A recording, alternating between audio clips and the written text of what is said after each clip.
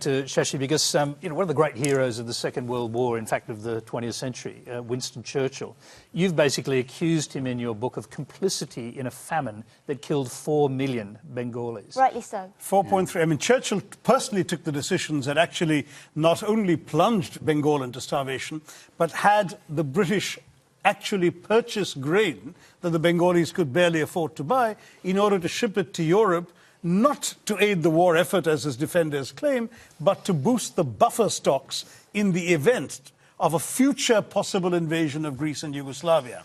People started dying, and Churchill said, well, it's all their fault anyway for breeding like rabbits. He said, I hate the Indians. They're a beastly people with a beastly religion.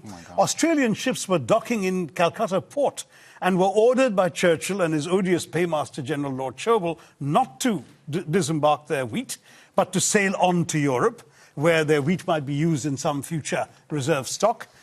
On top of that, when conscience-stricken British officials... Yes, I was going to say, did Churchill know people would die? Yes, conscience-stricken British officials are constantly sending memoranda to the Prime Minister personally, because it was his decision, saying that people were dying literally on the streets, and all Churchill could bring himself to do was write peevishly on the side of the file, why hasn't Gandhi died yet? Wow. And this is the man the British want us to hail as an apostle of freedom and democracy, when he has as much blood on his hands as some of the worst genocidal dictators of the 20th century.